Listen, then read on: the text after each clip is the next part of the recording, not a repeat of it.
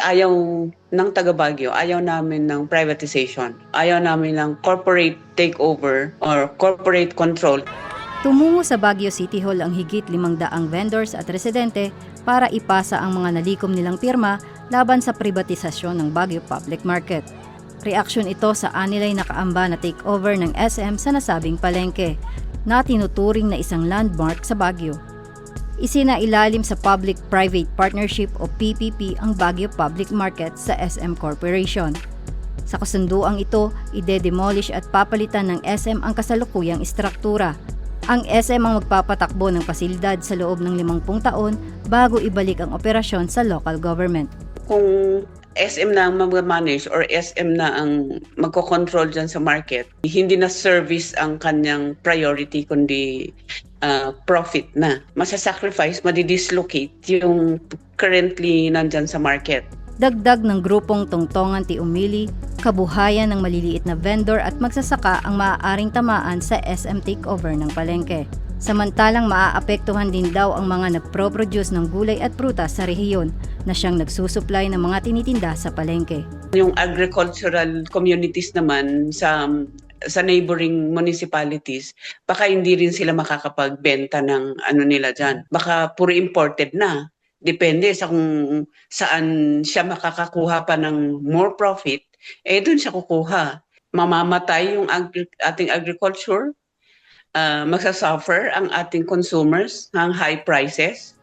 Para kay Heather Pulido, isang manunulat at residente ng Baguio, isa raw ang public market sa bumubuo sa komunidad at identidad ng Baguio City at ngayon ay nanganganib na mawala. I would say na isa sa mga pinakamahalagang contribution ng palengke dito sa Baguio City ay isa siyang free and open space na it fosters this sense of community that allows vendors to communicate more quickly and to collaborate. Pero hindi lang sa Baguio City ang napipintong pag-takeover ng SM sa public market, pati na rin sa Iloilo.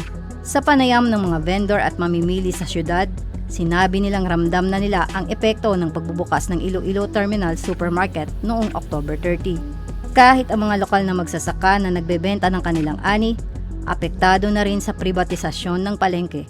Kung hindi kami pagtugutan sa supermarket, karon ang city government nga wala kami ging pamatian, wala kami nila ging igtulupangod, wala nila kami ging tagaan sang halaga. Sa Iloilo man o sa Baguio, ang panawagan ng mga residente ay iisa.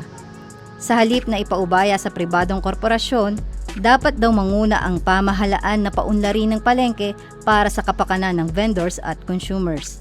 Dapat ang gobyerno na lokal, maging sincero siya na magbigay ng serbisyo sa tao at i-develop ang public market.